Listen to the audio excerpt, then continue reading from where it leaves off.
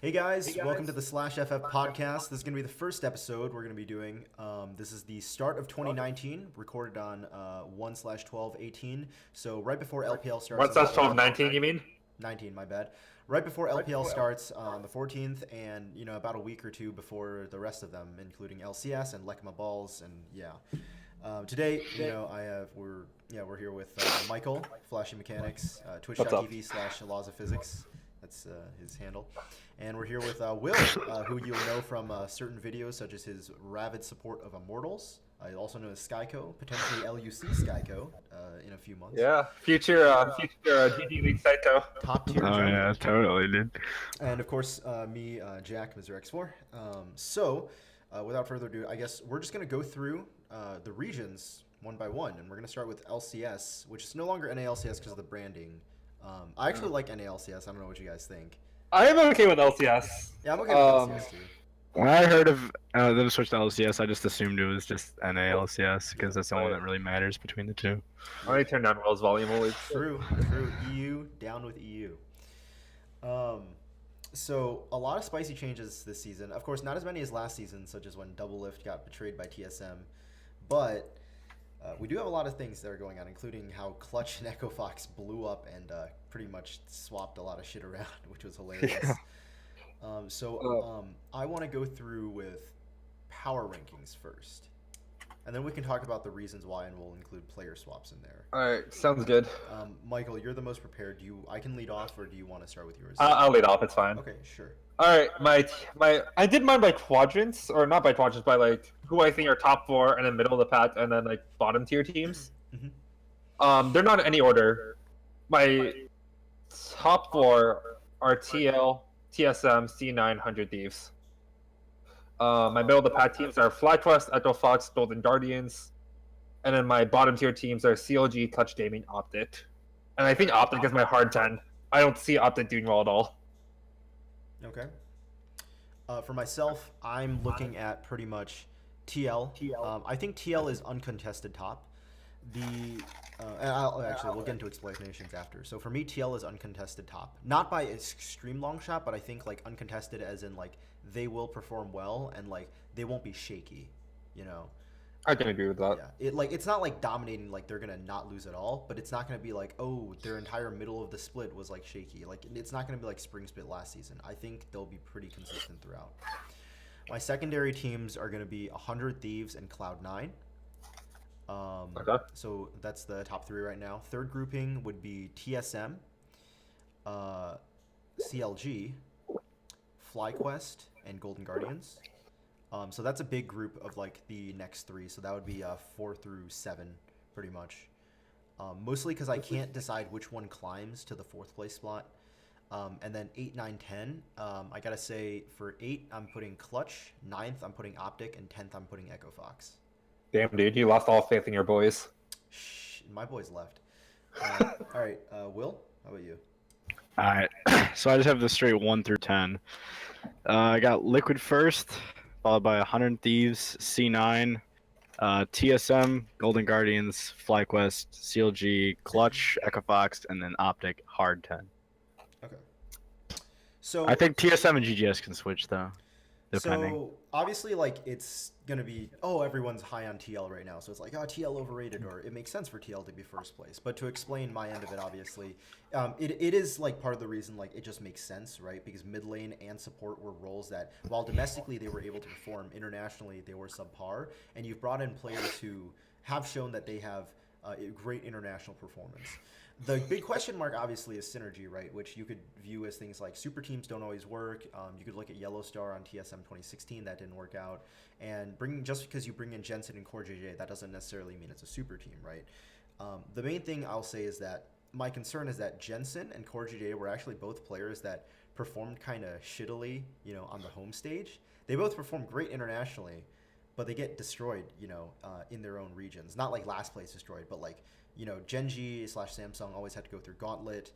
Jensen with Cloud9, they pretty much don't win. They get bodied by TSM, but then they go to Worlds and have this great run.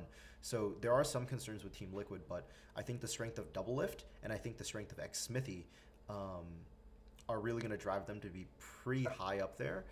as well as the fact that Impact, while he's kind of linear in playstyle, is still consistent enough to like hold what they want. So My that's why biggest concern, though. Oh, go ahead. Sorry. no, Finish your yeah, thought. no, I was literally just adding a sentence. That's why. The biggest concern with TL is it's Smithy Jensen mid duo together. Hmm. Because if you looked at previous playstyles, Smithy never camped Pobelter. Smithy always played around his side lanes really well or played vision really well. He enabled Pobelter to roam, getting vision and keeping shots of enemy jungler, but he never gave him all the resources, if that makes sense. Yeah. Do you think So for me, my biggest problem is Jensen demands resources when he's on your team. And his team's always played around him. But what do you think about that period during summer split of 2018 where Jensen was mostly on the Zillion duo with Blapper? I know he had a lot of control over that, like he had a lot of direction, so in a way they did kind of play around him. But I would say Zillion does fill a bit more of a supportive role, so do you think it's still possible for him to move My on? problem is that it's band-aiding the problem that Blabber would always play too aggressive, and then they just gave him basically three lives to work with. Okay. If you I have to rewatch the games, but I'm impressed with his Zillion play, Okay. but I don't think it was C9's most optimal play style. All right. That makes sense. Yeah. Will, do you have any other thoughts on why you felt like TL was #1 for your rankings? It's I don't know. It's pretty. You guys pretty much covered it. They're pretty strong domestically. If they're able to win with Pobelter and Ole, I feel like, granted, if like synergy doesn't work, then yeah, it won't happen. But they should just be able to do even better. This team looks like it's just built to go to Worlds. Okay. So It's yeah. a really fucking good team. Despite even with like any pitfalls, I still think they end up top 3 easy. Yeah. So the next teams obviously like are also pretty hyped, and I put them in my next category was 100 Thieves and Cloud9. Obviously, the meme from last season was, oh, Cloud9 lost the offseason, and this year once again they lose Jensen, just like how they lost Impact, and now they have Niski, who's a question mark. He was on Envious. He was from EU. But I still think that the rest of Cloud9 is pretty well. They had some int moments during Worlds, but I think overall they're playing. Sven Staren. Yeah, I fell asleep to that when I had a school the next day, and I fell asleep hearing, and Fnatic is 10-1, and I was like, oh, fuck, dude. But, My biggest... go ahead, yeah. no, it's just, yeah, I think that they have mostly the same team. Unless Jensen was a huge shot caller on that team, I don't think Niski becomes a huge problem, because he looked mechanically pretty strong, right? They brought in Zazel for shot calling. Mm-hmm. I still think my biggest problem with C9 is I think jungle is their weakest role. I mean, saw every other team just either keep the same jungler or upgrade. Are you bullying on your TSM boy, Sven? For Sven Staren? Yeah. Okay, I think Sven Staren is an amazing player. He has the highest highs and lowest lows of like any pro player I've ever seen. Like any like Rengar, Kha'Zix, Lee Sin meta, he will be unstoppable. But we see him on like Sejuani, Trundle, like 2017 Worlds was not ulting as Sejuani until 20 minutes into the game. Okay. Yeah. I love Sven. Very good and very inconsistent at the same. And I praise consistency. That's my most important quality. Okay. For me, the other team with like 100 Thieves was that I think their team, like, they upgraded the AD carry, obviously, and I'll talk about Bang afterwards, but for mid lane, one of my main concerns with 100 Thieves, why I actually don't put them as the contesting team Liquid team, right, is that I think Huhi is a side grade from Pobelter. I don't think it's an upgrade. You mean from Ryu? Yeah. Oh, sorry, from Ryu. Sorry, like my mind. Yeah. For some reason, I think he's like a Pobelter-ish player. Kind of like he's like good, but in the mid range, right? Yeah. And the thing is, like with Ryu, my mind was that Ryu is actually a player that has higher highs and lower lows than like Pobelter or Huhi. Huhi. I think last season showed off though that Ryu is not. Yeah, and Ryu those definitely highs anymore. Yeah, but I feel like Huhi for the most part also wasn't performing super well last season. He seems to be like he likes to roam a lot, right? And the way I look at 100 Thieves team setup is that Bang is a low econ player. He's very much like a super sneaky or super reckless. They play very low econ and come carry into mid game. They're not a super carry like the Uzis or Double Lifts or the Teddies of the world. And someday, while they can try to play around him, right? Because obviously it's like, oh, it's the solo lane meta. I haven't seen 100 Thieves try from their coaching standpoint to play around someday. Maybe they try it this year, given that he's been given an extended contract. But that would be a completely new style for their team to kind of fulfill. So I don't know how well that'll work out right off the bat. Yeah, I agree. I think that's my biggest fear with 100T is seeing if they can play around someday. Because at Worlds they didn't do it, Mm-hmm. but maybe with a new mid laner that roams more than Ryu does and can enable the rest of the team by sacrificing his own resources, Mm-hmm. we can see that playstyle develop. Yeah, it's kind of weird. So I could see it going a few ways too. Is that Afromu ends up roaming a lot and Bang just holds his own in lane. Now the best case, in my opinion, would be if Bang actually develops a much more confident like carry style. Like he goes to NA, kind of like Huni last year, and he gets very cocky. Obviously, that had some issues in top lane, right? Because top lane you get ganked, solo killed. But you know, if Bang is able to do that with a very confident support and a roaming mid laner, that could be very interesting. I just don't know if I can see that happening given Bang's history of how he likes to play the game.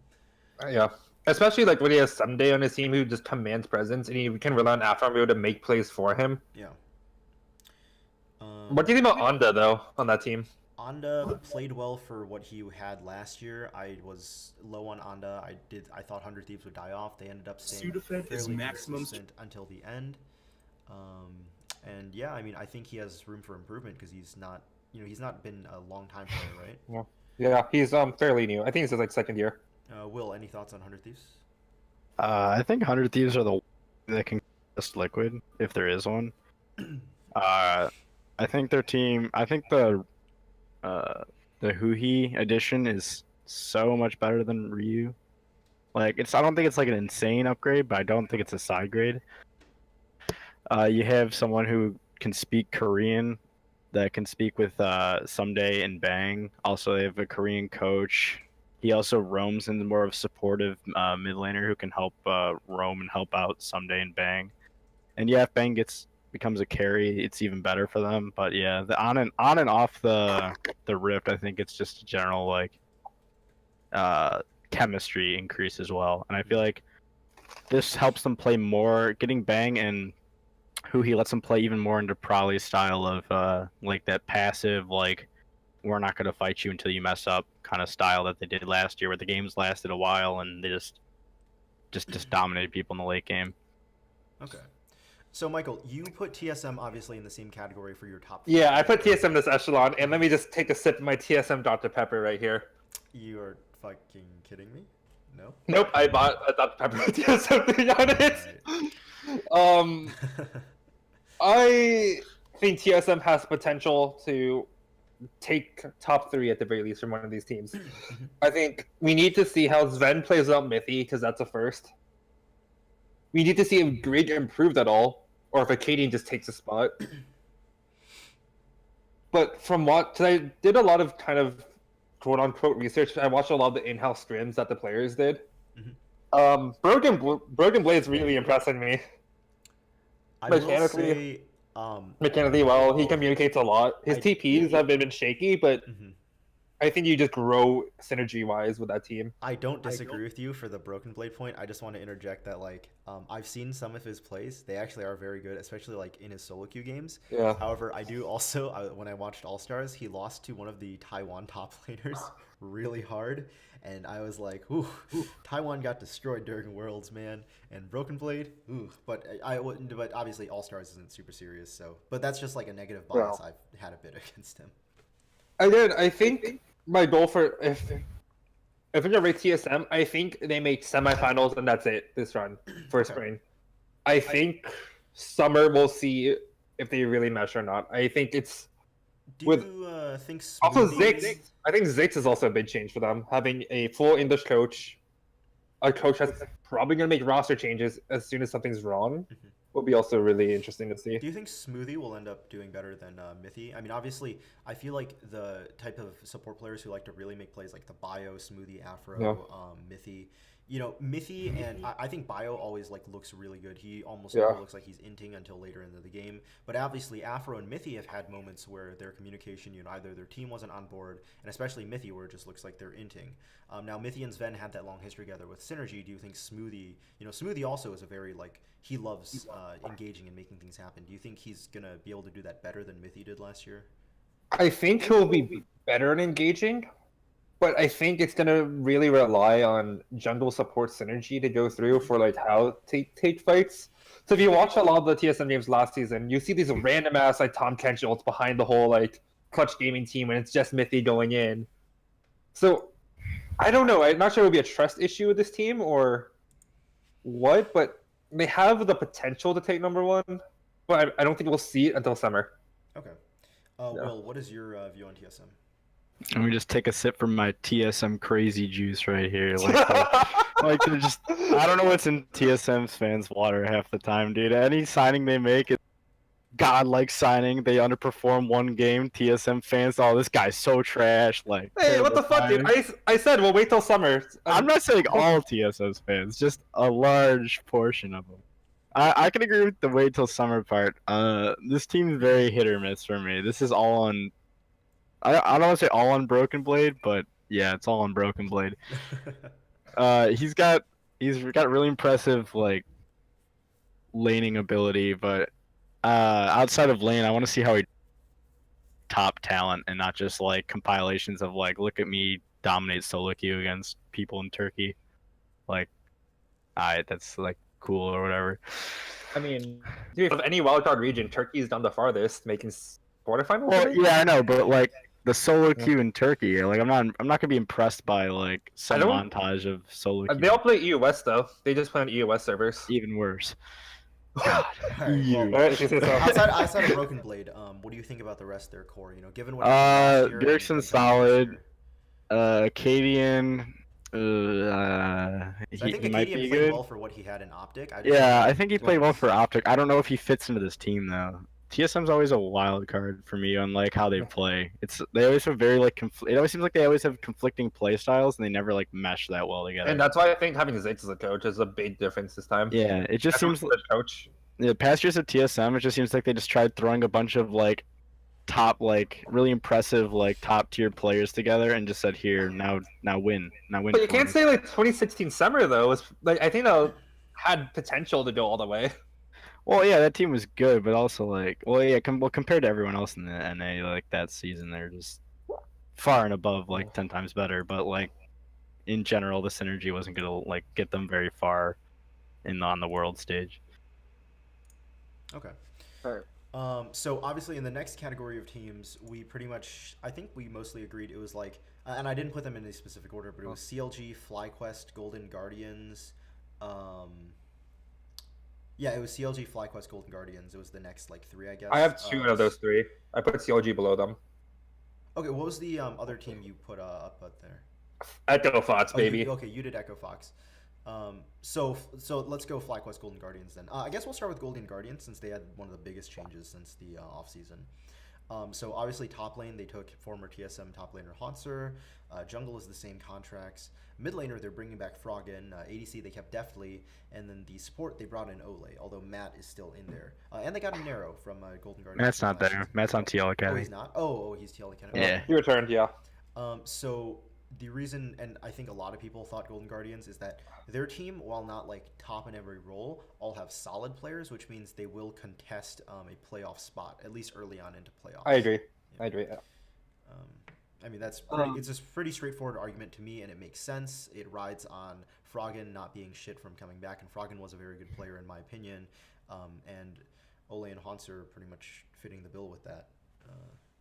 Who's let me look up GGS jungle. It's Contrast. Okay, contrast. Yeah, I think Golden Guardians is that team where it's just like they're solid, but they're not like amazing.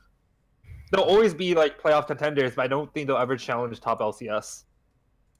Unless like Froggen is like amazingly good and like pops off being back in a competitive environment, or Haunter returns back to 2016 form. But the way he's playing, I don't see that. Yeah, makes sense to me. I see Haunter's still really cocky.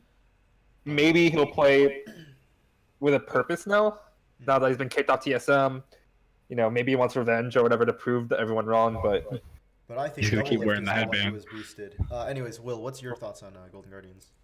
Golden Guardians can literally be just described as good. Like that's like all you can say about them really at this point. Like it's just a bunch of like mid tier players, not mid tier I guess, but like you know what I mean, like they're just good players in their role. They're like solid players. yeah, they're also like it's like if they just added impact, like it'd be just like all a bunch of impacts on the team, like just like consistent. Pobelter-ish level. Yeah, except for Yeah. definitely is kind of a question mark. I thought he played well, but I don't know if you count him as like consistently good yet. But I think Ole is a lot better for support for him. I think Ole could be really good for them if he can. If Ole plays how he plays in solo queue, where he like is more of a roamer and on the map, I feel like you unlock more of Ole's potential. With double lift, he was kind of like protect double lift, stay with double lift, so he never got to really make those Like great Kevin. plays. That yeah, like Smoothie was like known for those like, oh, I'm gonna roam mid lane on like Alistar, Tom Kench and make something happen. Like that's what Ole does in solo queue, but he just doesn't get that with double lift. So I think maybe having definitely there you're better. Yeah, I mean, obviously, I don't have too much to say about these players. You know, I'm not avid followers of them. I will say for Would you Nero, be surprised though if they start off the season better than everyone else just because no, I they're wouldn't just be solid surprised. players? Yeah, so this is an argument. And that have I- like really median like highs and Yeah. lows, or just kind of consistent players? Yeah. So I've heard this argument a lot, and I'd agree for the most part because I wouldn't be surprised if they just were solid. Yeah. And you know, I don't know too much about all these players, but I will say like Anero. Another thing is that, you know, he's obviously not like one of the most coveted coaches, but Echo Fox did perform well early into last season, and then after they lost Anero, they did suffer a bit more. So I would assume Anero had some degree of you know, influence on their success. Yeah. Going to the next team we put around the same category was FlyQuest. I would also describe FlyQuest as, for the most part, similar to what I was going to say about Golden Guardians, is that most of their players are pretty consistent, and especially them taking Pobelter from Team Liquid, that adds on, you know, I think Pobelter is, again, very solid NA player, one of the top NA mids, just if you look at how they perform. I will say Viper over Flame. I'd still prefer. I think that's a downgrade. Yeah, I think that's downgrade, but also the recent, obviously there was a controversy with Saint Vicious. He had to be let go. I think. Yeah, I was about to talk on that. Yeah, the loss of Saint, because Saint came in halfway through the season, right, and he was a big factor on why Fly was performing. Exactly. That's kind of my only concern. But the main thing is that I think they have solid players, just like Echo, or not Echo Fox. Solid players just like Golden Guardians. So for the most part, for me, it's putting them in that mid category. FlyQuest went with St. Fishes. I think FlyQuest is top of middle or low, like bottom of top. Mm-hmm. Yeah. They were Now I see them. I see them now as near like just straight middle, probably 6 or 7. So they're fighting for a playoff spot. Yeah, I think St. Vicious was so integral to that team. Okay. I could be biased here. So I really like St. Vicious. I think he's an amazing player and coach. Okay. And I think he really pushes his players to be better. And we saw that when FlyQuest made them their coach. They went from this like team of has-been all-stars to a playoff contender. And they were the team that was their sum is greater than, you know, the total of their parts. Yeah. Will, what do you think? FlyQuest had one of my favorite off seasons. Not so much for their like moves, but how they are as a brand. They're really trying to focus on creating a brand for themselves and their players. They're trying to create content. They're picking up streamers to increase their branding. I've seen a bunch of like different Twitch streamers like now under the FlyQuest brand. I think they're really trying to. That's really good for their branding. Yeah. So they're using Turtle and Pobelter as kind of like the comedy aspect on their YouTube channel and stuff. And I think they're really trying to change that brand and try to like help them out, because last season they didn't seem like they had a lot of fans. They were just known as like, aha, the Snickers team, and like now they're trying to change that. So I enjoyed their off season, but from their team perspective, it kind of worries me. I think JJ is really good. I think Turtle's solid. Pobelter's solid, I guess. But like, I don't know who you look to on this team to like. I don't think there's a carry on this team unless Viper goes off and like a solo like top laner. No band. Yeah, like unless he starts popping off as like a solo carry, I don't see where the carry comes from unless Turtle goes back to his old form. Yeah, I can really agree with that. I see a lot of role players on this team. I think the true carries will probably be Viper and Turtle. Right. Yeah, because I think JJ is the best player on this team personally, but I don't know if he's not going to do much from support. I would argue Santorin is. I think Santorin's the best player on that team. I think Santorin was an unsung hero. Yeah, I thought he was good, but I don't know what the carry is. From my view, for me, they have no was the carry. 4th best jungler last season, at least in my opinion. I think this team wins through team fighting. Yeah. And do you like guys just know playing well anything about together. their coach, Invert. No. I haven't heard of it. Yeah, Is he a I Korean coach or? No, he doesn't. No, Look NA he's just coach. the academy coach, right? Or no? Yeah, I mean, I think they had to move him up. So Yeah. yeah, I mean, loss of St. Vicious obviously hurts a team that mostly has role players who can play well as a team because they don't have any insane carries. But I do think the players, just like Golden Guardians, are strong in their role. This Okay, is why I so- could see Clutch going above them though, because Clutch being a All right, weird here, how team about with this? Piglet in them. Well, okay, like, all of these next 4 teams are weird. Okay, yeah. Echo But I Fox, could see them go above though, Clutch because they have a Gaming, carry. Optic Gaming, and what was the last one? CLG. I think Echo Fox is the best out of all of them. Okay. Really? down.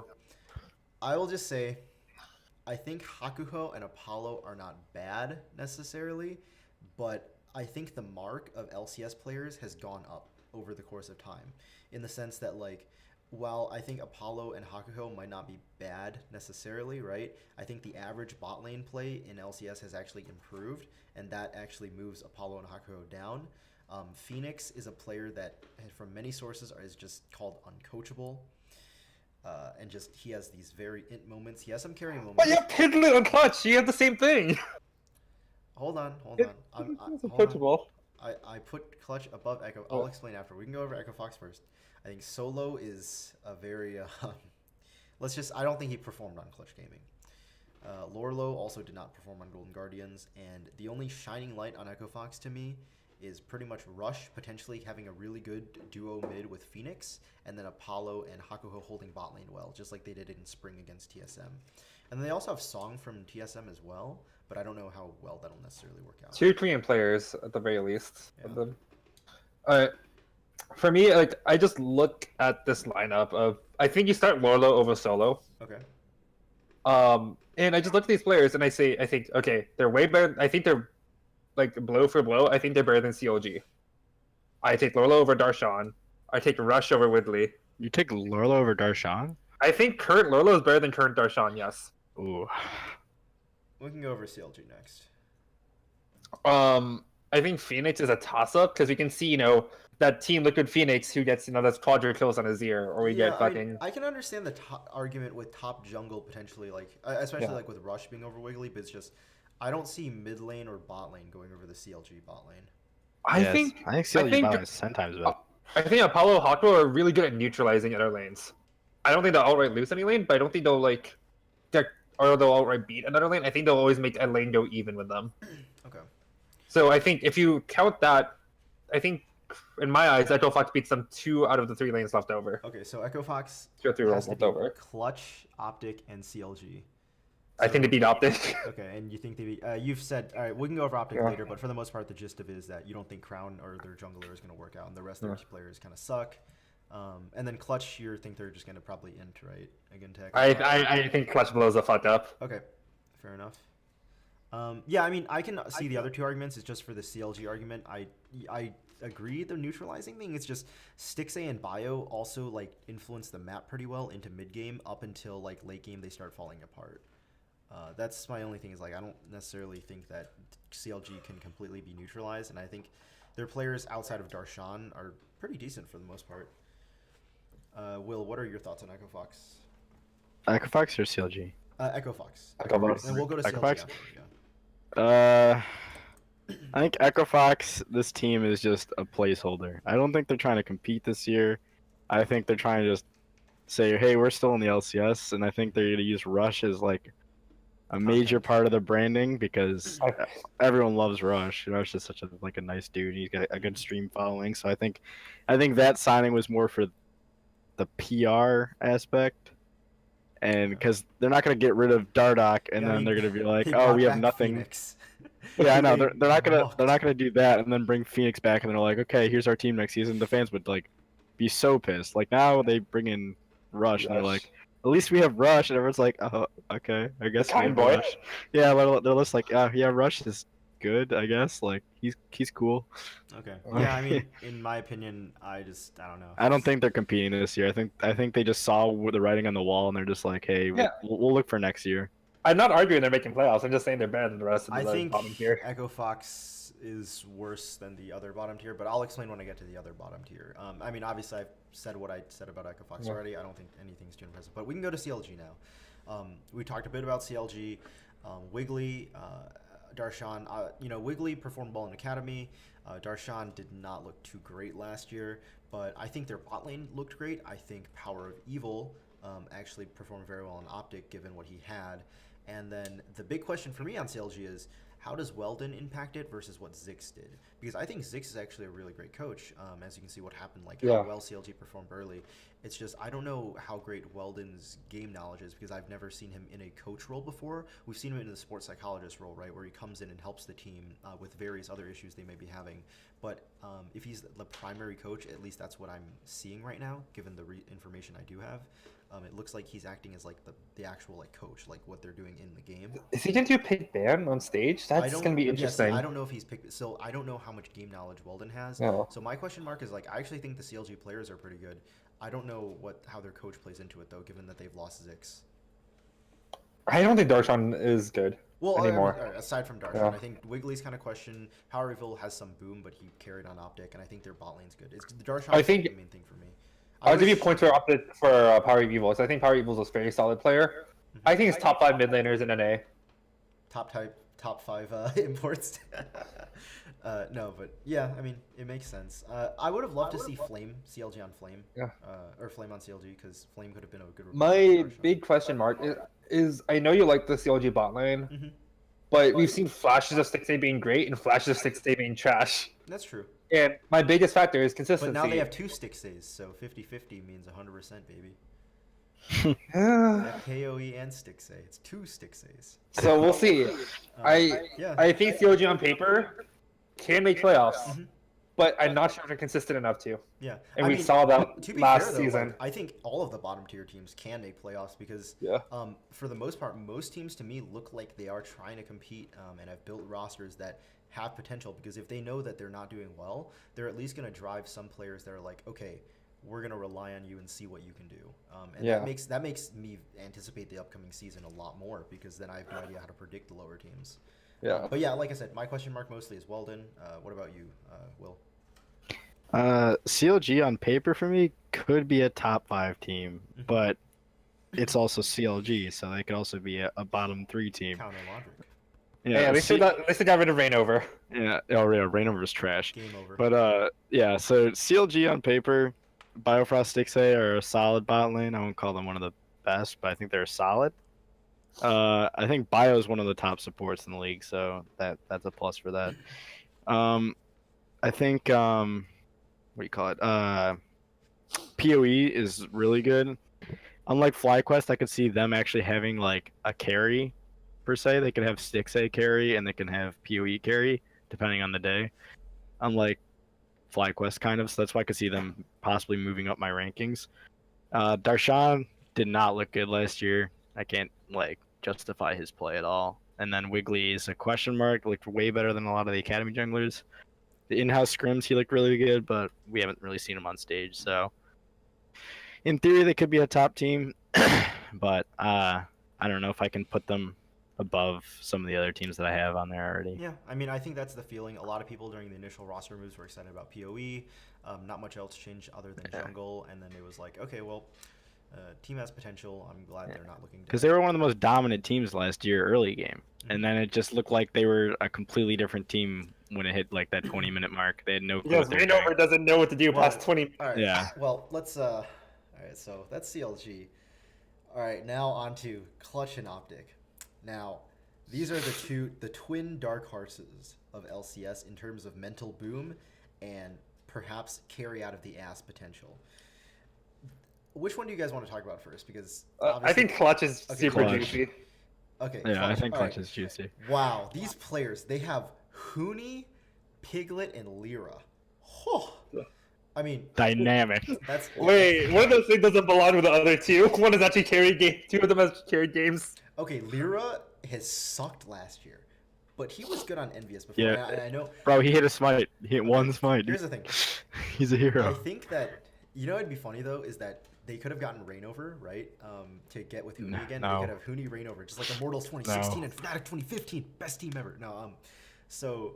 Use an import slot on Rainover while Lyra's My main ways thing too. is they kept Lyra. I mean, I guess they kind of had to, because Fevivin left. Fevivin hates NA, so Demonte, even though I think Demonte overall, like, I don't think he's like, oh, this guy's trash and he ints. It's just since there's a lot of other import mid laners, the level of mid lane is also higher now, so Demonte moves lower onto the list, right, for mid laners. Yeah. I like Demonte, but unfortunately that's just the way it is. However, Huni, while he had his issues, he got his ass kicked. I think he can potentially remotivate and do decently. Piglet actually, I think, is probably historically the only AD carry to stand up to double lift in NA, right? Like, isn't he the only AD carry who's been able to actually beat double lift? Yes, Piglet is one of the best. Piglet and Turtle in his prime are the only ADCs able to stand up to like double lift in lane. Yeah. So Piglet has his chances, and then Lyra obviously had his former glory. I don't know very much about Vulcan. I'll admit last season I got very much like dissuaded from watching the Clutch games, especially Clutch Academy. But you know, given that they do have Piglet and Huni, this is one of the teams that people find very juicy and interesting. Now, for obvious reasons, because of their recent performances, I'm gonna put them lower on the list, right? So they're in my bottom like tier teams. But they're probably one of the teams I hope to succeed the most, because it'd be super interesting to see them succeed. I think it really rides on the first half of the split. If they like stay 5 to 6 top of the first half of the split, I think they'll be fine. If, however, they are 7, 8, 9 after the first half of the split, I think their mental goes boom. Mm-hmm. I think Piglet and Huni have two very different ways of playing the game, and it'll be really interesting to see if one of them will ever back down to say, okay, we will play ADC centric. Okay, we will play top centric. Yeah, this reminds me of the Deft, the issue with Deft and Smeb on KT. It took like 2 years for them to get that shit together, and then they got bodied. I do think though, it's best to get a rookie support to pair up with Piglet, because then Piglet can tell them how to play the lane. It's kind of like how Double did with Bio. Yeah. I think this is your best case scenario for Clutch. So I was watching Listen Loco, and Loco said when he originally coached Piglet, the problem with originally having a rookie was that Piglet was super toxic because he expected the rookie to know what to do, like in KR, since he came from SKT. Yeah. But according to Loco, of course, he said that Piglet grew much more as like an older brother. Like, he had to be the older family figure for the more like rookie-ish supports. So if that's true or not, you know, maybe that works out. But that's, you know, I don't have all the knowledge on that. Yeah. Will, I'm assuming you pretty much have the same thoughts. Yeah, I'm pretty impressed by Clutch, honestly, this offseason. I didn't think there was a team that could come close to being as bad as Optic, but they're pretty close. Holy shit! I thought you were going to say impressed because they wanted to like, compete. But... I thought you were going to like, impressed, like, kind of, oh man, this team's actually trying hard to like improve and like put some pieces together. Bro, this team is... I mean, this is there's two Frankenstein teams in this league. I think it's Clutch and Optic. They threw together some pieces to try to create a monster. They went into a garbage can. They picked out the first couple things they could find. They said, "Hey, this is our team this year." Jesus Christ! They called it a day. Man, you're talking about for Clutch. I wonder what you have for Optic. All right, well, bro. In theory, like, yeah, this team can be. Who knows? Like, this might be. You guys ever seen Moneyball? No, but it's parts of it. It's where they bring a bunch of like trash pieces, but they're all really good at one thing, and then they end up like doing well. This could be that team. Who knows? I don't see Piglet being any sort of shade of his former self. Huni was just boom last year. I don't see this team doing anything. I do think they kept Lyra. When I saw them keeping Lyra, I was like, oh wow, this is Clutch next year, huh? I do think this team can play spoiler to a lot of other teams, though. I think this team has a lot of upside potential. Yeah, I don't see especially best of one. I don't see them making it top 7. Well, yeah, I think they lack consistency with their I hope Clutch roster. They have some of my favorite players. Like, I hope they do, but like, holy realistically, it'll be juicy as hell if they succeed. But this is the team they put out. Optic. Where to start? Can I start with this? Yeah, sure. Go ahead. Optic for me, Michael. I think is the go for the head. I want to like Optic. I really do. But why the fuck do you have Meteos and Dardark on the same team? Two vastly different players and like two very different attitudes of like practice and how you want to play the game. I think getting Crown is not good unless you put him on Malzahar duty. But even then, like, when that Crown's mental goes boom in like NA and decides to pull up Mickey and decides, I want to go back to Korea, guys. I'm going to says Boba. Boba just pieces out. I think Dokla is okay. I think he's fine for a rookie becoming like his sophomore year in LCS. And then what you have Arrow, who is clearly washed up by now. KT Arrows. KT Yeah, Sunday no. was not washed out. KT Arrow, ooh, rip. And then you have Big. Like when you say your best player is Dardoch, and you don't even know if he's starting. He's not starting. He's the academy. Okay. Wait. I don't know who you put on the team to carry a game for you. Alright, now, hold on. I want to say this. Oh boy, this team is... Here comes Jack's take with Crown being the god. This team is the most doomed team I've seen. But, Crown has many different forms. Alright, let me explain this. Here's Jack's theory where Crown becomes a god. Let me go through Crown's history. Pre-2016 Brazilian God Crown. 2016 Lane God Crown. 2017 pretty good, and then becomes a supportive mid laner to crush Faker Crown. 2018 Depression Crown. 2018 Gauntlet God Crown. 2018 Worlds back to Depression Crown. Look at these 2019 Depression Crown. Look at these different forms Crown has. I have no idea how Crown's gonna play. There's a lot of issues with culture, right? People are like, okay, Crown's the super grindy player. If he sees his team is slacking off, he's gonna be fucking pissed and he's just gonna want to die. I have no idea, dude. I legit, like, I think this team is going to get bodied, but at the same time, I don't want to sit here like all those other assholes or all those other dumbasses who are like, oh, this team's trash, but then, like, watch them, like, come in and beat everyone and it'll be like, oh, shit. So, because it's like, there's, like, this team is so weird, like, or at least, like, if they don't win, it's still potentially, it's possible for Crown to have, like, a decent performance. It's just, as the year goes on, I think his mental will slowly collapse into a black hole and everything will go bad. So that's my opinion on Crown. Is just he has so many different forms. I have no idea if he's even gonna mesh, but the 2% chance it does happen. It's like Optic wants to be a placeholder, but they've given some fire to what they could potentially do. Can Crown even speak English? Because like, yeah, see, that's what I mean. I don't know. It's like a 2%. Because like the only person he talks to is Arrow, and like mid ADC synergy. Arrow's not a Korean AD carry anymore, though, in the sense like he's not that type of person. Arrow's a very lazy player now, is what Loco said. Based on what Loco was saying about players, is that Crown is a grindy player. Arrow is a I'm really good at the game. Let me practice a bit player. Who's this? Like, who on this team do you rely on to carry you? If it's that's Crown, what I mean. does Crown have the support though to carry, to help to enable him to carry? That's what I mean. I don't know what's gonna happen. Gen.G had Crown and Haru working very well together during the Fly. No. Fly did well too. It was Fly and Ambition, I believe. Yeah. Right? But it was also Crown and Haru was the duo. No, I thought Haru was their substitute jungler.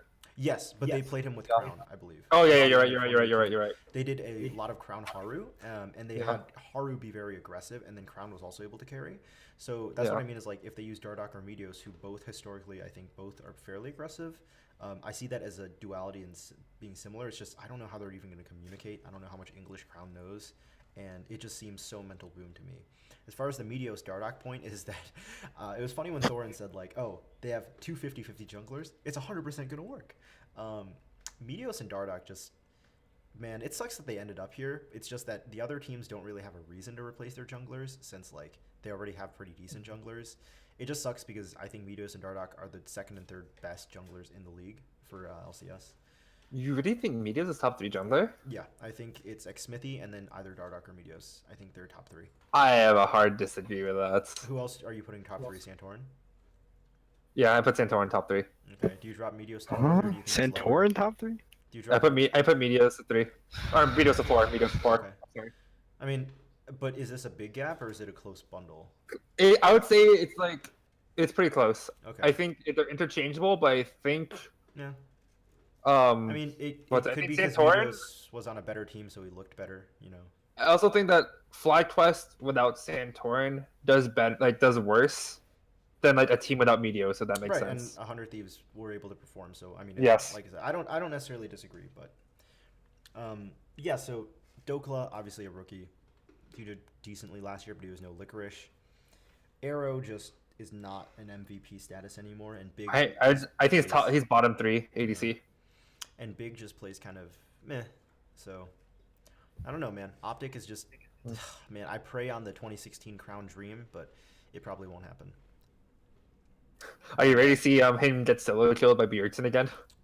You mean Bjergsen gets solo killed by Crown like in 2016? Did you forget that Syndra versus Varus game? Do you forget the double lift getting one shot by Victor game?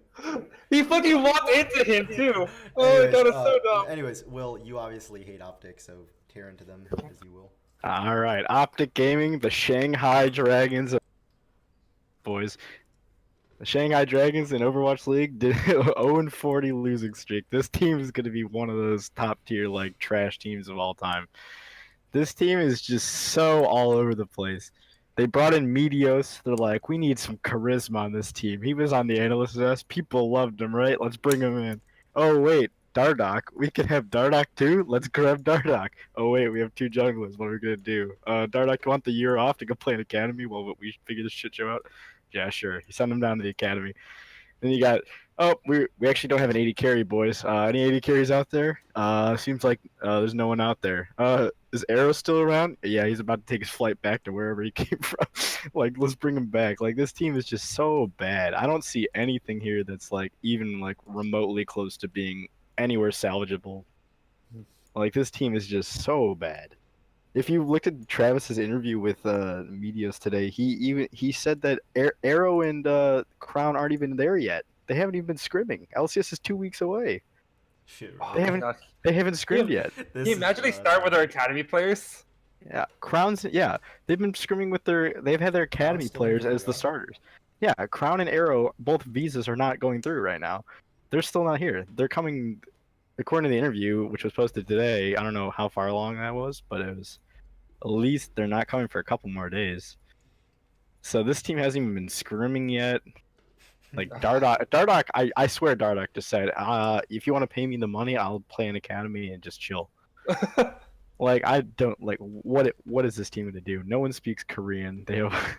This is such a bad team. How would you feel if they came in swinging and Crown just kills everyone and just? Bro, they come in swinging. I'd be thoroughly impressed. I will buy an Optic jersey. Wait, right away. What would they have to score for you to buy an Optic jersey? So They go it's out of over. 9 They games, go right? over 500. Ooh, One 5 game and over 4. 500. 5 and 4. Is it? Yeah, sure. They go 5-4 during the. They go over 500. Okay. Over 500 spring split. After the first half, or just end of spring split? End of spring split. They have all split. So Damn. 9-8. Not. Yeah. Yeah, At 9-8. least have to go 9-8. I don't see them even getting close to that though. What do you think the record? 1 and All right, 17? It's getting out. I here. think they win- I think they win Will 2 will games. Buy an Optic jersey if Optic can go. I think 9-8. they beat Clutch or Echo Fox. I don't think they could beat anyone else. If Optic gets 9-8, will at least 9-8. He'll buy an Optic. Here, jersey. there should be a losers thing for who gets the most wrong. I will show you guys, and I'll wear an Echo Fox jersey if Echo Fox goes 9-8. Wait, you cut out for me, Jack. It's okay, Hey. Michael. I'll wear an Echo Fox jersey if Echo Fox goes 9-8. Okay. Bro, you already have an Echo No, Fox. shut up! Shut up! This is so I don't have to impress. I know you have an Echo Fox jersey, you piece of shit. Oh no, my punishment. I will buy an Echo Fox jersey that I already own. Yeah, I'll buy an Echo Fox jersey. Oop-de-doo. How about this? If CLG goes, I'm not wasting my Into- money. I'm not doing any bets. if CLG goes to the semifinals and playoffs, I'll buy both of you dinner at Damon. Dude, I've done that shit before. I bought you tenders, bro. Yeah, but you had extra money. This is my own money, Fair enough. not your parents' money. Fair enough. I will buy you both. I'll buy you both dinner All right. if CLG make it deeper in the Echo playoffs. Fox, all right. How about this? If Echo Fox can get to semis, I will play Siege. All right, I'll take One that game deal. of Siege. I'll play one game All of right. Siege if Echo Fox makes it. to One. semis. Oh my. Such a struggle. No, but I won't like meme or enter anything. I'll actually try and play like to my best degree. Okay. All right. Well, You know I'm What's good it for for you? that. Yeah. Will yeah, said 9-8. He'll fine. buy an Optic jersey. okay. Okay, cool. I like Okay. this. This is fair. Alright. I have to play one game of Siege. By the way, Dokless in Diamond 2. In NA? Yeah, Wasn't in NA. Haunter also stuck in Diamond 2? He was Diamond to Korea, and that was balls. That was balls. No, Stuck in Haunter Diamond 2. like this year wasn't playing solo Oh. queue, so he got like he was just sitting. Yeah, but I feel there's one difference between like not playing solo queue and one like try harding and being I mean, solo. it was also a laziness thing. But all right, so Yeah. that's NA. Obviously, the big takeaway here I think is that like I think the level of play for most roles has actually increased, and that even though a player might be decent or mid-tier, they could be the bottom like 2 of NA now. Yeah. Like a decent player from like a few years ago is actually just bottom tier NA now. In the way that like we think like, oh, this player is decent, they're actually just bottom tier now. Yeah. And that's how much level play has increased, and I think that adds to how much more exciting going into preseason going into the season is. I agree, 100%. I think outside of the top 2 in 100 Thieves and Liquid, I think everything else is a lot more competitive. I think even 100 Thieves is able to be tackleable because. Yeah, I think they can too, but I just think they're a lot just less stronger than likely, the other right? teams. Yeah. Yeah. Right. I want to say like they're attackable, but some days so fucking good, man. Yeah, but yeah, I don't know, man. Yeah, This all comes down to Prolly's anyways, coaching. I think their this- team's too strong. This is just again all speculation we have, so we just have to wait and see. We could obviously speculate for hours, but no point to that. Let's move on to Europe, which was rebranded as LEC, and let me just say Europe can lick my balls because they suck ass. No, I mean obviously. I think G2. I think G2 takes everything. Obviously, Europe shit on us during the Worlds, but we got them back. I mean, China. got Welcome, them back. welcome to everyone's favorite topic. Ooh, EU, ooga booga. Ew, yeah, ew, ew. It's G2 Fnatic. All right. I think that's. I know doesn't nothing matter. about EU. First of all, I want Misfits to succeed because I like Misfits. I want G2 to succeed because I think Perks is a Chad, and I find that hilarious that he poached, allegedly poached, Caps. or Caps. Yep. And now he's establishing a new bot lane kingdom to fuck Reckless. It'll be kind of funny to see. Oh my god, how do you feel they 2v2 and kill Reckless and I think it'll be Yarden? hilarious. And so I want G2 to succeed because I gotta respect what they did. They beat RNG, Yeah. my boy. Well, not my boys. I don't give a shit about RNG, but they beat China. So what can I say? One part of China. Okay. I mean, Yeah, I think- obviously this was more of a meme segment. LEC. We don't really watch LEC, Yeah. but with the hype, I do think it's kind of hype. All these storylines with Nemesis coming into Fnatic, another mid lane rookie for Fnatic, and then Misfits bringing together a bunch of teams that are players that are hyped but questionable. Is it Fibiven Misfits now? Yeah, it's Febvin. Yeah. Origin bringing together teams that are highly ranked by players but haven't been able to do super well. Yeah. So a lot of interesting things going on at LEC. I'm sorry to say that I can't none of us Yeah, can really I need to do more understand. research. Yeah, but I'm Every just episode not is a like LEC 1 euro. watcher, so. I think the LEC. I think everyone's talking about Fnatic and G2. I think Misfits is actually gonna win. I think it's potential, This but Misfits season. is kind of like a better version of Clutch, where their players aren't mental boom, but have the capacity for mental boom. It's like the reverse of Clutch, where their players are good, but they have much more capacity for mental boom, whereas Clutch's players are mental boom, but they have capacity to carry. It's like Yeah. You guys don't think Excel Esports is gonna be that great? Other teams. Not enough research, I'm sorry. Yeah, I just don't know enough about the other teams. I No, know Origin it's just a meme. Excel. No one even knows any of the players that are on All right, Excel. well, let's move over to LPL. Obviously LPL, That's you, Jack. Yeah, so Yeah, I know this you is guys all don't you have- do. Okay, so I'm not an Rookie LPL the shy. I'm not an LPL expert, right? But I do want to say there are some exciting changes that I've seen people talk about, and especially, I got to credit the Listen Loco episodes because he did bring on a lot of good guests to talk about these things, and that's where I'm being able to get a lot of a lot better insight on this, right? One of the big things with top esports is that they're able to get Knight now as their mid laner, who Yeah, I did watch some of his highlights, and holy shit, I've been watching his he's highlights. He plays on the KR server. It's crazy. Knight is a great player. So he's so young. It's his first year, right? yep, it's another LPL rookie. And as much as we meme EU rookies being good, one of the main things that the argument since last year about China was that because they have so many servers and so many players, as the years go on, they're just going to be pumping out more and more players, and it's going to be hard for other regions to keep up in that sense, Yeah. due to population size. So Knight is an example of this, I think. So Top Esports has a lot of good players. And then Sunning Gaming as well. They picked up Flashwolves player Sword Art and Maple. Sword Art, in my opinion, was one of the best supports. He was one of the reasons Flashwolves was dominating for so long. Yeah, and even though they boomed at Worlds, it was very important for them. So Sunning Gaming is looking very strong now. RNG has looked weaker in Demacia Cup, and they lost some players. But at the same time, it's not time yet. And RNG, still, they have MLXG and Uzi. And hopefully Xiaohu comes back a bit. Xiaohu is starting to look more like an old man now, but still. And then obviously we have IG, who, enough said, they were pretty good at Worlds. Pretty good, one might say. Yeah. And then also EDG. EDG, so they've swapped out some stuff, but I still think Scout is a great player. He's former SKT mid laner, or SKT sub for Faker, Period.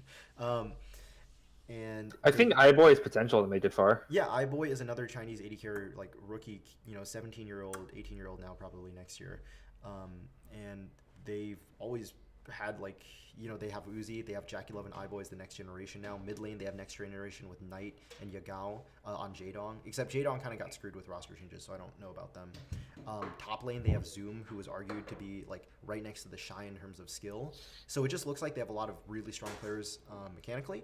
And definitely this year I'll be looking more into LPL. Last year I did not watch them very much, and this year it's piqued my interest more. So I'll actually be tuning into some of their games to see what happens. Yeah, that's all I can say about it because it's just some quick stuff that I've heard around from the roster changes. Now, of course, the most hyped region that the region out for vengeance. LCK boys. Faker. All right. I can talk about some of LCK because I Sure. didn't Why look don't at the you? teams. What are you excited about? I'm talking about Griffin. I know they're changing their names. I don't know what they're Oh changing no, to they're yet. staying as Griffin. They said they're not going to rebrand. They got bought out by Kong. My boy, I think Tarzan is by far one of my favorite players to watch. Tarzan's awesome. I think the blow up from Kingzone, from Genji, from KT is super interesting. I think Genji has potential to be really good, but no one cares about those teams because we're all looking at SKT. We're all looking at Raid Boss, Revenge, like Ultra Instinct Faker coming back. And if you want to talk about potential World Championship teams, like just from looking how solid a roster is on paper, I think you look at SKT. See, I would agree with you, but I actually have a lot of qualms about SKT, and this is coming from the SKT fanboy of the group. I'm wearing my Joker jacket, and I think on paper though, they have the strongest team. That on is paper. true. On It's paper. just I have qualms about their players, and I'll go through these qualms, right? Yeah. Khan, great player, arguably one of the best top laners in Yeah. LCK, up there with Smeb, right? People even said he was better than Smeb in 2017 when they were dominating as Longju during Summer Split, and then Kingzone 2018 Spring. Insane. No one thought Kingzone was defeatable in 2018 Spring, right? Unfortunately, Khan has his misgivings at Worlds. He has his play styles that he wants to do. He's not a bad tank player per se. It's just that he is a better carry player. That's how you better utilize his resources, right? Yeah. He is efficient, but he was limited during summer 2018 on Kingzone. Like he wasn't able to fully do everything. So he has his qualms. He's not a boom player though. I don't think he's boom. I just think that I can't necessarily definitively say he's the best top laner like other players do because Smeb is still in LCK and Smeb is still a pretty good top laner. What do you put Clid versus like Tarzan and Peanut? Yeah, and so Spirits? Clid was from Jaedong, and he was an insane mechanical jungler. But obviously, because he was LPL, I did not watch very much of LPL. Jaedong was a very strong team toward the end of summer though, because I was keeping track of who was going to Worlds from LPL, especially during their gauntlet, during their summer finals, or not summer finals, but their playoffs. Jaedong was very close to beating IG. Or was it RNG? It was one of those teams. Like they brought them to a 5-game series, they almost beat them. So obviously Jaedong's players, at least mechanically, are crazy. And then in Gauntlet they got beaten by EDG, which I was very salty about because I was like, shit, EDG's gonna shit the bed. But they actually, EDG, LPL, TSM basically. but they did kick out TL, so hey, Yeah. So Clid, very strong jungler, but I don't know enough about how well his jungling actually is. So Clid is one of the brighter spots, and I don't know. Faker, obviously, reservations. He's still very good. It's just given the Kespa Cup performance, there was a lot of times where it was him baiting, but also times where it might have been miscommunications with the team leading to his death, or just things that weren't necessarily maybe the best plays, right? Mechanically, obviously very strong. It's just it looked like some of the shot calling, their synergy with what he wanted to do, it didn't look 100% there, but obviously that can be worked throughout the year. Mata, I don't know how well Mata is going to fit in with how the other coaches want to do things, because Koma's always had a very, at least from what I hear, a way he wants to play the game is very much, okay, you're going to listen to Koma, right? Koma decides what's going on. If he wants to sub out someone, he fucking subbed out Faker. Faker was going through a huge depressive phase, so he subbed him out. But if Mata can quell some of his, how should I say, what he thinks the right way to play the game is versus what the team might come to a conclusion about, then Mata will work out. If not, I could see conflicts. Obviously, my biggest example is KT. KT had a super team with Their mid laner was Pawn the first year, a player who got beaten by Faker before, but he was on a winning team 2014, right? Samsung. Mata was also on Samsung. They had Deft from who they took back from LPL. They had jungler for that team was Score, and then they also had their top lane Smeb. So it's a very similar, like their top lane was Carry. This time I think Smeb, Khan is less demanding than Smeb, right? Khan seems to be more willing to work with the team than Smeb did, because Smeb had a lot of conflicts with what bot lane wanted to do. And so I'm hoping that this leads to less communication issues, but again, the same thing could arise. And then lastly, Teddy. I actually think Teddy's the best one on this list. While Teddy is resource intensive, I don't think I've actually seen a game. Teddy's impressed me a lot when he was on Jin Air. Mm-hmm. He impressed me a lot. Yeah. Yeah, and like I agree with you. Yeah, even though he's resource intensive, I haven't seen him disappoint yet. So I actually think Teddy looks really good. So on paper, this team arguably is like the best team in the world because all these players have insane high points. On the other hand, there are issues of how will they synergize together and how will the coaching staff get them work together. And obviously that's a question with every team. It's just since I care more about this, I am more worried about it with these players. Do you think Griffin takes it all though? I think Griffin 100% can because their players have been committed since last year. Griffin is thirsty. They're very thirsty for what they want because they. Did you watch that dive they did in Tesla Cup against Gen G? I did not. It was like the mid lane. It was like a mid lane dive where they trade turn aggro perfectly and like only missed one skill shot the entire time. Yeah, it would here. The thing with Griffin too is that I think they have potentially one of the best AD carry and junglers in Viper and Tarzan. Their other roles though aren't like crazy though, right? Their other roles aren't best in the role, I think, which shows to me that Griffin has two great players and the other players are good, plus they have synergy. So they're a team that's proven. I think coming right off the bat, Griffin will actually be 100% the strongest team in LCK. Oh man, I watched Griffin. I'm just like, man, Tarzan, you are so fucking good. I'm starting to fanboy over Tarzan a lot. Yeah, so but to go with the other teams though in LCK, Gen G is interesting. Kingzone is boom. Kingzone dropped everyone. They lost BDD. They lost Khan. They brought on Deft. Deft is a great player, but they brought. Have you heard of Naeun before? Nope. They have Rascal, Cuz, Pawn, Deft, Tucson. See, Rascal, Cuz aren't bad, but like Pawn has not shown great performances. There's a reason UCal is playing better than him right now. Yeah. I think Tucson and Deft are fine. Tucson and Deft are fine, yeah. I think the bot lane's fine. It's just Rascal and Cuz just won't cut it anymore because I think other players are going to overtake them. Like a few years ago, Rascal and Cuz actually were playing well pretty much in 2017. Yeah, especially in a best of 3 format. I don't think they're worth it. Yeah. I think their bot lane is solid. Tucson from Africa and then Deft was great, but the rest, I don't think they can carry the rest of the map. Gen G, Ruler is insane. Cuvee has his times, but I think Cuvee is a bit, fallen under now, right? He's more of a like I don't think he ints, but he kind of like plays subpar until like these some moments. When Peanut Fly Ruler is really solid though. I do think Fly. I actually was really high on the Fly train going into it, and then after watching Kespa Cup and then looking at the other mid laners, I was a bit less onto the Fly train because I actually think they still made the finals. True, but they got smacked really hard, and I think they had an easier road than they did. Griffin did. I don't think Gen G's bad. It's just they're not extremely impressive. Again, I think Ruler's great. I think Peanut is pretty good. I think Fly definitely has potential. The rest of their team, I don't know if they're like the best. Damwon gaming is also interesting to look at as well. I don't know enough about Damwon, but again, interesting. Their games, they beat SKT and Nuclear played pretty well in the Ezreal, but is that because Ezreal is really good or Nuclear is good, I just don't know anything about Damwon. Same thing with Battle Comics. I don't know about those teams. And then finally, the last of the great teams that changed was KT Rolster. KT, they decided to keep Smeb instead of keeping their bot lane, right? But then they got BDD, right? Yeah. So I think that's really good that they got BDD. Yes. I think Score staying on a team is so important. Mm-hmm.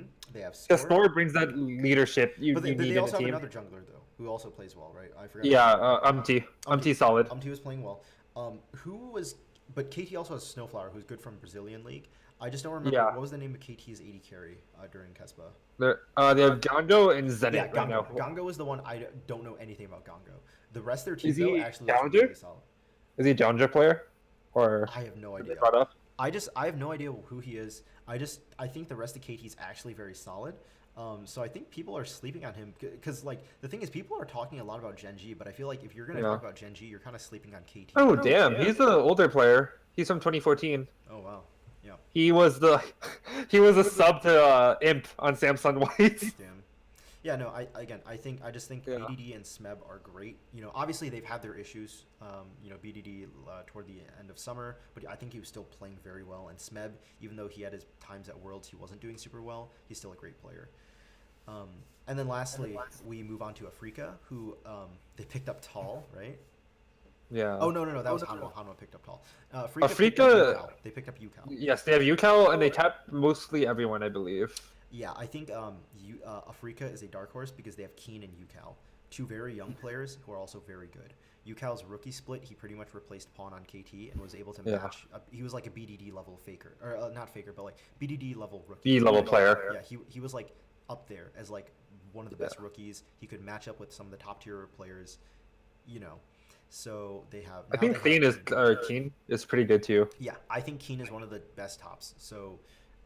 Afrika, definitely a dark horse, especially given their Worlds performance. Keen wasn't able to carry the rest of their team. But yeah, that's another team to watch out for. And definitely going to be looking close at LCK now because these roster shakeups just make predictions so much more interesting and more anticipating for what's going on. I agree. Yep. I don't know. I think LCK I think LCK and NA had the most volatility in their standings. Yeah. So that's patch 9.1. Pretty much the standings going into Worlds. Or not Worlds, going into Season 9. Yeah, we'll go over patch 9.1 very quickly, some quick stuff. I noticed immediately off the bat, like, the Vayne change. Kalista changes. The Vayne change was a very small thing, right, technically, but then it resulted in a huge win rate spike, especially, like, post a certain amount of time. Her win rate spikes extremely hard after, like 20 minutes, which is one of the insane things I saw. The other thing was that Nasus, a lot of people are testing out in jungle. Yeah, I think Jungle Nasus has a lot of potential. It's still really slow. I still think you lose really hard to like aggressive junglers like your Kha'Zix or Xin Zhao, your Lee Sin. Yeah. However, if you're in a tank matchup and you just hit E and take away like all the Sejuani stats, or you take away a lot of like the Zac stats. So and you have really good objective control with just ulting an objective as Nasus. So my thing with Nasus is that I think he's very comp reliant, and not your own comp, but like enemy comp reliant, because he still has the. He's not a solo queue pick. I don't think he's a solo queue pick. I think he can be. It's just it's very risky, you know, because once you pick Nasus, the enemy team has a chance of what's going on. But God, like bless your soul, if you get counter picked up at Olaf counter jungle. I think Nasus especially like is a really great low elo pick as a result, right? Because people will not be able to kite effectively against you, even if they do have the right comp. One of the things with Nasus, though, I will say is that they've accelerated significantly what he can do toward the mid game. Because even though early game Nasus jungle is weak, his mid game now with a 12 stack and then the split pushing the wave and getting a 12 stack every cannon minion plus the other minions would give him like 30 stacks a wave, right? So his mid game is much more accelerated, which is where Nasus was strongest. So that's one of the things, and is that I think it's very unlikely he gets picked in competitive, but in a scenario where the enemy team drafts mostly melee with like pretty poor kiting and bad, like their early can't really like super destroy Nasus with counter jungling, there's potential to be picked. It's just this pick just needs much more experimentation to see what's like pickable against it. I think Sejuani changes are really interesting. I think Sejuani now wants to fight you in an early game in a 2v2, especially if he has a melee mid laner. Health growth up to 105, so she gains more health per level. Base armor up to 34, so 3 more armor. Armor growth, again, another 1.25 armor per level. MR is increased, MR growth is increased, and attack damage is increased. So base stats is increased by a lot.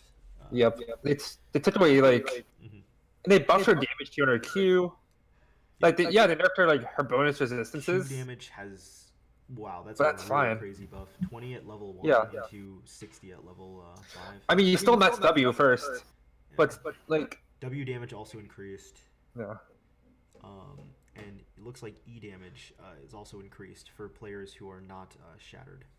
So, and E also cooldown is on 1 second at all ranks, or stun rates for 1 second at all ranks. Some of her utility, but they gave her a lot of stat compensation. And they basically want her to not be a fragile tank that makes sense, who has to rely on her passive to brawl with you.